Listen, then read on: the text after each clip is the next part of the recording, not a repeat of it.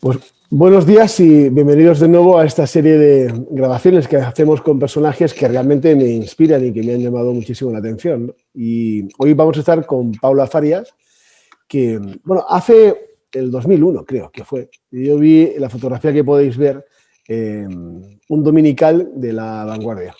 Y, ostras, me impactó. Me impactó tanto, de hecho, que la recorté y la guardé, porque me enamoró esa mirada, esa presencia, esa persona, ese personaje.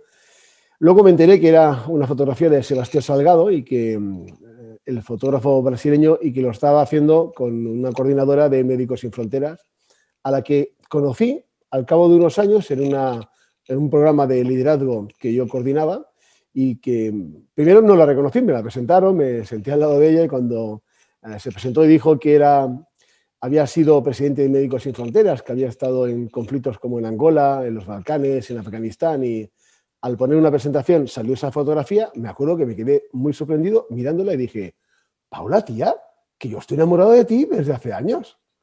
Pues esta es Paula.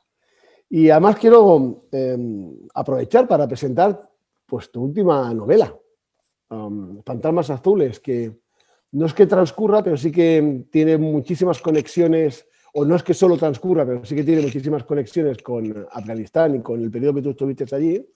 Y la acabas de estrenar hace muy poquito, por lo tanto está calentita, y la recomiendo francamente que la podáis comprar. Pero, Paula, yo te he escuchado muchas veces un concepto que la primera vez que lo escuché me sorprendió muchísimo, ¿no? Y es el concepto de enganchar por las tripas. Y la verdad es que me gustaría muchísimo que me explicaras qué significa eso, de enganchar por las tripas. Sí, bueno, yo es que siempre he pensado que los equipos, para que funcionen con esa fuerza que tienen cuando están cohesionados y cuando vibran al unisón, ¿no? Y cuando cada uno de los miembros suma más allá de sus individualidades, ¿no? Cuando el 1 más 1 se convierte en algo más que 2. Es necesario que tengan un corazón, que tengan una emoción en el centro, ¿no? Del propósito, que tengan un claro propósito de lo que andan buscando. Y esa es la única manera de conseguir atraer a la gente que se sume a tu proyecto y que funcione de esa manera, ¿no? En esa sintonía. Y en ese atraer es donde entra el concepto tripa, ¿no? O sea, tú, para que la gente se sume a una emoción, tienes que ser capaz de encontrarles el enganche, el dónde tiene esa tripa de la que tirar y subirlos a tu carro, y desde ahí pues empujar todos en una dirección. Y creo que cuando esto pasa, cuando consigues encontrar ese enganche en las tripas y subirlos, y el equipo funciona como un todo, pues se consiguen cosas que son magia, ¿no? Y que de otra manera no se consiguen. De otra manera, pues tener un equipo que esté cohesionado, organizado, sincronizado, lo que tú quieras, pero será gente que hará tareas, que tendrá objetivos, pero que no vibrarán con esa vibración necesaria para que se produzca esa magia, ¿no? Del equipo así, en ariete, ¿no? Todos a una. Es una cosa que nosotros en el terreno pues practicamos mucho, ¿no? Nos hace falta mucho esa energía, ese ariete, ese todos de frente, ¿no? Ni un paso atrás, y eso se consigue pues cuando has encontrado ese enganche de las tripas y cuando tienes un corazón muy claro en el centro. Y fíjate, la pregunta para mí sería, hay mucha gente que dice, yo me engancho, pero luego tiene que haber una remuneración adecuada, o ¿dónde está el factor dinero en eso? E incluso te diría, ¿qué diferencia hay cuando has tenido algún proyecto donde ibais muy, muy justos de recursos, o algún proyecto en los que los recursos no eran el problema? ¿Se sigue enganchando por las tripas de la misma manera? Se sigue enganchando por las tripas exactamente igual. El dinero, por supuesto, que siempre es un elemento que hace falta, ¿no? Hay que llenar la nevera, pero cuando de verdad tienes un propósito y estás alineado con tu gente haciendo algo que te llena, y de verdad te han agarrado a las tripas, el dinero es un elemento más, pero no te va a motivar de la misma manera que te motiva la emoción, ¿no? Y bueno, a veces incluso pues deja de tener importancia, ¿no? Yo lo tengo muy experimentado, como cuando de verdad tienes gente que está ahí con la tripa puesta, el dinero no es una cuestión. Cuando tenés, por ejemplo, estamos en una época de startups, de metodologías ágiles, de gente que realmente va con una dinámica muy diferente de lo que sería la empresa tradicional, y que probablemente en los momentos en los que estamos va a ser algo que va a ser copiado y que nos estamos dirigiendo hacia allí, ¿no? Cuando, por ejemplo, lees los 4 principios básicos de las metodologías ágiles y lees cosas como entrega continua y constante de valor, equipos crossfuncionales, equipos motivados, mejora continua. Cuando hoy en día cada vez más la apuesta por la diversidad es tan importante y por buscar organizaciones ágiles, y parece que esto se lo hayan inventado 4 ingenieros del software hace 10 años o que sea una creación únicamente de las startups. Yo siempre pienso en algunos de los ejemplos que me ponías cuando trabajabas en la organización, en Médicos Sin Fronteras, o cuando tú coordinabas algunos de los eventos y de las acciones que estabas realizando. Eso ya estaba inventado. Vosotros ya trabajáis así, ¿no? Eso ya estaba inventado. Bueno, todo esto que te he contado, ¿no? De esa parte de la emoción, de las tripas, eso ya estaba ahí. Pero luego hay toda la parte de los recursos, toda esta opción de decidir, quiero esta cross-funcionalidad, ¿no? Y esta flexibilidad en los recursos, aquí puede ser una opción, porque tienes dónde elegir y entonces decides, ¿no? Apostar por esa vía porque te parece que por ahí vas a ser más eficiente, más eficaz, más... Pero es que en el terreno, cuando no tienes, que es el 90% de las veces, ¿no? Tienes unos recursos muy limitados, no te queda otra, no es una opción, es tu única forma de funcionar. Tienes que sacar chispas de cada perfil, ¿no? A cada individuo que tienes trabajando, tienes que...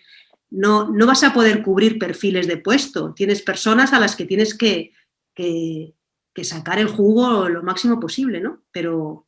Y bueno, eso ahora le llaman cross-funcionalidad, ¿no? Pero es eso, es, como decía mi abuelo, ¿no? Estos son los bueyes y con estos bueyes tendremos que arar. Pues eso es lo que te pasa, que tienes a la gente que tienes y tienes que adaptar los perfiles a la gente y no la gente a los perfiles. Muy bueno. Sí, pues parece que lo hayamos inventado hace 2 telediarios y que sea algo de 4 emprendedores jóvenes que se están inventando la vida, y probablemente es algo que podríamos ver y reflejar en organizaciones como las que tú estabas liderando y en equipos como los que estabas coordinando. Hablando de eso, de coordinación y de momentos que requiere tomar decisiones urgentes, rápidas y actuar de una forma muy eficiente y muy eficaz en momentos de crisis. Creo que también has coordinado una acción rápida cuando llegó la pandemia de la COVID-19 y en Madrid.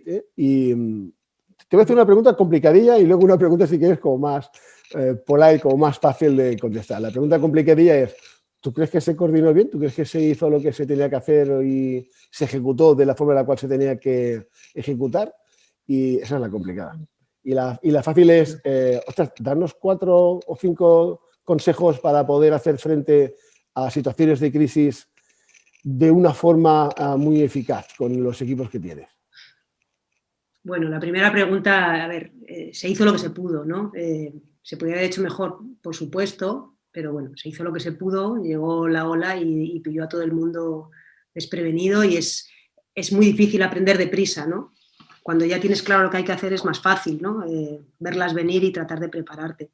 Lo que hay que hacer en una emergencia es trabajar de una forma absolutamente vertical, tratar de reducir al máximo todos los niveles de decisión, que entre el que decide y el que ejecuta haya 2 niveles, 3, no más, ¿no? Que no haya esa cantidad de capas que hay que tratar de convencer para que las cosas ocurran, ¿no? Y hay que ser muy ágil, muy rápido, hay que tomar decisiones rápidas, priorizando, en este caso, una cuestión que era salvar vidas, ¿no? Todo lo demás debería de quedar en un segundo plano. Hay que centrarse en un objetivo o 2, que son eso, el salvar vidas, y el resto de los recursos gestionarlos alrededor de eso, ¿no? Evidentemente esto no ocurrió, o sea, costó mucho tiempo primero cambiar de gafas y entender que había que funcionar de otra manera en la emergencia, y luego, bueno, en esta gobernanza tan compleja que tenemos en este país, ¿no? Se trabajó muchísimo en silos, no había verticalidad, había una ilusión de verticalidad, pero la realidad es que luego las decisiones pues entraban en una especie de abanico en el que no se decidían las cosas deprisa, había que considerar muchas más cosas a la hora de decidir, y el salvar vidas era una de ellas, pero no la única, ¿no? Entonces había tantos elementos que combinar que había toda una cuestión estratégica y política que ralentizó todo muchísimo, ¿no? Por supuesto que, y luego también esa lectura, el que está en la trinchera, el que está en primera línea, ese, por supuesto que hace las cosas lo mejor que puede. A medida que te vas separando de la trinchera, ¿no? y dejas de ponerle cara al problema, empiezas a meter otros elementos como toda esta cuestión de la estrategia y la política, ¿no? Que ralentizaron muchísimo. Pero bueno, a toro pasado todo es mucho más fácil, ¿no? De analizar. En ese momento, el que nunca había vivido una emergencia, pues era muy difícil que pudiera haber reaccionado bien, ¿no? a tiempo y de una forma eficiente. ¿Y algún consejo, además de eliminar capas adicionales dentro de la jerarquía, además de acercarse mucho a la trinchera, además de dar instrucciones claras con un propósito como muy elaborado, solamente 2 o 3 objetivos que, insisto, al final es lo que muchas de las empresas que hoy en día están actuando de forma ágil hablan, ¿no? Hablan de las OKRs, hablan de los objetivos 2, 3 solamente, con indicadores muy claros y que cuando más o menos lo estés alcanzando, déjalo y dedícate a otro, y que vemos que ya es algo que vosotros estáis haciendo desde hace muchísimo tiempo. ¿Se te ocurriría dar algún otro consejo o poner algún ejemplo de algún momento en el cual eso tú lo pudieras ejemplarizar y que nos lo pudieras enseñar? No sé si en Angola, no sé si en Afganistán, no sé si en alguno de los momentos en los cuales has estado, en el Mediterráneo, salvando migrantes en plena mar, ¿no? No lo sé. Bueno, yo creo que una de las cuestiones es que una emergencia no es tener que hacer las cosas más deprisa o tener que hacer las cosas con menor... Es hacer las cosas de otra manera, ¿no? Hacerlas de otra forma. Y es una cuestión de gafas, de cambiar las gafas, de mirar el problema no de una forma más estrujada, ¿no? Sino que es otro problema, es otra cuestión, ¿no? Y pues un ejemplo muy sencillo del manejo de la epidemia, ¿no? Si tú tienes cada vez más pacientes y lo que haces es tratar de aumentar los recursos para seguir tratándolos igual, pues llega un momento que el agua rebasa y no puedes con ello, ¿no? Entonces lo que tienes que hacer es cambiar de forma de aproximarte al paciente. En lugar de meter cada vez más camas y cada vez, lo que haces es, bueno, monto una estructura diáfana, pongo todas las camas juntas y de esa manera, pues con 1 a 2 personas puedo controlar muchas más camas, ¿no? Esto que ahora es evidente y que lo hemos visto ya en un montón de hospitales, ¿no? Los hospitales de campaña que han habilitado, pues, gimnasios, cafeterías, ¿no? Buscando esa estructura diáfana. Eso costó mucho trabajo que la gente cambiara, ¿no? Que soltara un cabo para agarrarse a otro, ¿no? Que es esa dificultad para dejar de hacer las cosas como las has estado haciendo siempre y pensar que lo que tienes que hacer es mejorar esa forma de hacer las cosas en lugar de entender que lo que tienes que hacer es otras cosas diferentes, ¿no? Yo creo que es un elemento clave, ¿no? El entender que no es hacerlo más rápido, ni mejor, ni poner más recursos, ni gastar más dinero, no, es empezar la película de nuevo, olvídate de lo que hacías y empieza a hacerlo de otra manera, ¿no? En la emergencia fue clarísimo, ¿no? Esta dificultad para el cambio de gafas, pero en general en la vida nos pasa, ¿no? Que hasta que no nos ha llegado el agua al cuello no cambiamos de modos de hacer. Y a lo mejor, bueno, cambiándolo antes, viéndolo un poco venir, pues nos evitaríamos, ¿no? Esa sensación de naufragio que tenemos a veces. De hecho, me resuena lo que estás diciendo en dejar de hacer más de lo mismo y hacer todavía más, hacerlo diferente, ¿no? Es decir, no se trata de aumentar en el más de lo mismo a nivel de médicos, más médicos, camas, más camas, recursos, más recursos, sino lo que tienes, cómo lo puedes replantear para hacerlo de una forma diferente a la cual lo estás replanteando ahora. Esa parte de la transformación que muchas organizaciones, por ejemplo, no lo tienen y cuando llega una crisis como esta, lo que piden es solamente más recursos, no replantearse cómo puedo hacer lo que estaba haciendo hasta ahora de una forma completamente diferente, ¿no? Eso es una de las lacras que tiene la abundancia, ¿no? Como tienes a quien pedirle, pues vas y pides más y más y más. Cuando sabes que no tienes dónde pedir, te toca sentarte y replantearte con las mismas piezas cómo lo podemos hacer diferente, ¿no? Pero bueno, vivimos en esta sociedad nuestra de la abundancia, al final apuramos demasiado todo, ¿no? Y cuando ya tienes el agua al cuello es cuando te das cuenta que tienes que cambiar.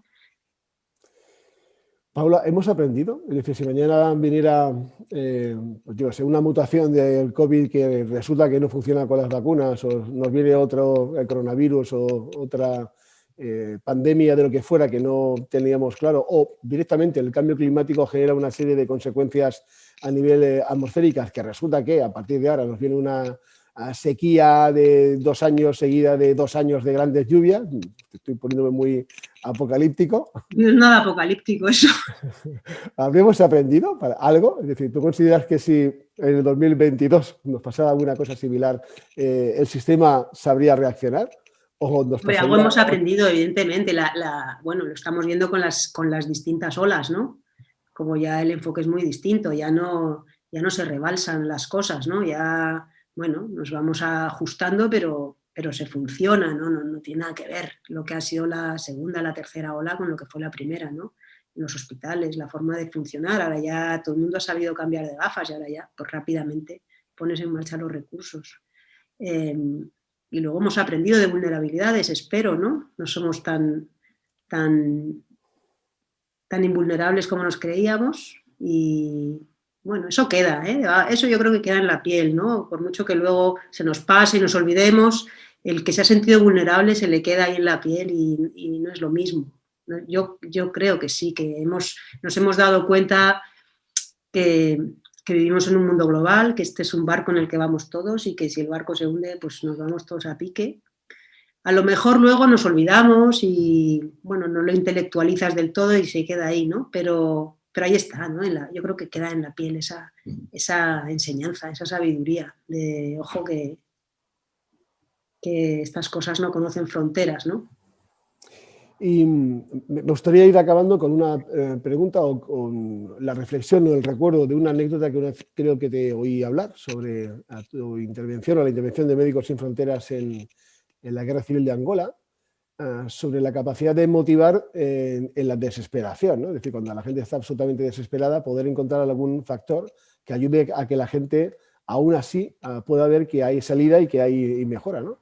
Y me gustaría si lo pudieras compartir, aquellas 2 gráficas que creo que una vez me habías explicado.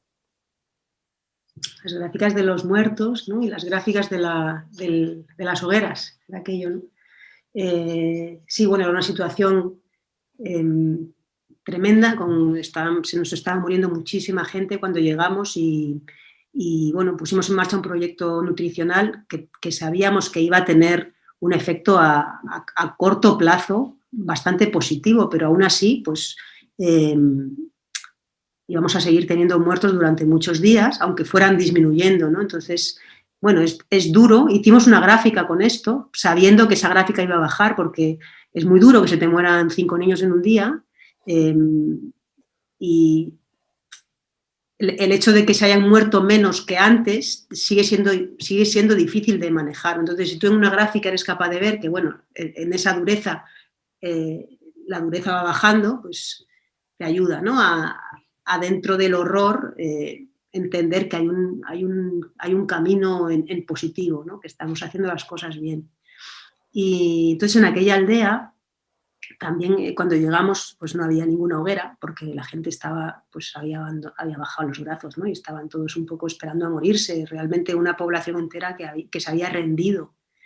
Y entonces a los pocos días de empezar a trabajar y de que las cosas empezaran a mejorar, se empezaron a encender hogueras y que eran un símbolo de, o sea, la gente encendía hogueras porque pues ya tenía ganas de encender su hoguera y de sentarse alrededor de la hoguera y de compartir y de dejar un poco de lado ese catastrofismo que tenían encima, ¿no? Entonces, bueno, decidimos también hacer una gráfica, ¿no? De esa parte de vida que iba entrando. Entonces fue muy bonito porque veíamos como la gráfica de las muertes iba bajando y la gráfica de las hogueras, que todas las noches mandábamos a los chavales a recorrer la aldea y a contar las hogueras, y veías como la gráfica iba subiendo, ¿no? Entonces era ese cruce, ¿no? De la muerte y la vida, fue una cosa muy bonita que servía para cuantificar, ¿no? En esos momentos en los que bueno, hay tanta oscuridad que es difícil, ¿no? Ver que cada día las cosas están un poquito mejor. Y bueno, es importante, ¿no? El ser capaz de cuantificar esas pequeñas cosas para que gente que estaba rendida, pues intentaran, ¿no? Salir del agujero. Esto me recuerda a un anuncio que se ha puesto ahora un poco viral, ¿no? En el que salen marquesinas en autobuses y dicen, ¿te quejas del teletrabajo? Es decir, tienes trabajo y tienes casa. Pues a lo mejor no tenemos que quejar de otras cosas, ¿no? Claro, yo también ahora durante la pandemia lo he dicho mucho, ¿no? Confinarse es un lujo. No todo el mundo puede confinarse, ¿no? Sí, sí. Confinarse es un lujazo. Lujazo ha sido tenerte y lujazo ha sido poder compartir contigo estos minutos y recomiendo a la gente que se compre tu libro, Fantasmas Azules,